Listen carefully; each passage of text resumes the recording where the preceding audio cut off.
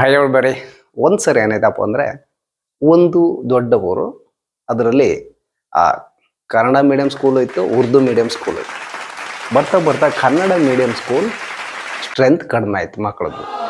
ಲಾಸ್ಟಿಗೆ ಒಬ್ಬನ ಹುಡುಗ ಉಳ್ದ.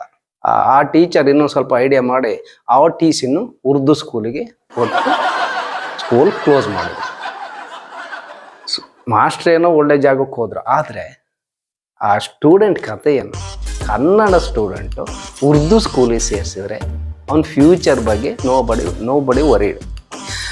ಎನಿ ಹೌ ಸ್ಟೂಡೆಂಟ್ ವಾಸ್ ಸ್ವಲ್ಪ ಫಾಸ್ಟ್ ಆಯ್ತಾ, ಅಡ್ಜಸ್ಟ್ ಅಲ್ಲ. ಉರ್ದು CRP ಬಂದು ಇವನಿಗೆ ಕೇಳಿದ್ರು, ಏಯ್ ದಸ್ಕ ಮಗ್ಗಿ ಬೋಲ್ಬಾ. ಇವನು ಸ್ಟಾರ್ಟ್ ಮಾಡ್ದ, 10 ಒಂದ್ಲೆ 10, 10 ಎಳ್ಳೆ 20, 10 ಮೂರ್ಲೆ 30 ನಿಲ್ಸಿದ. CRP ಒಂಥರ ಕನ್ಫ್ಯೂಷನ್ ಅದು. ಏಯ್ ಸಾಮಾನ್ಯ ಬೋಲ್ಬಾ.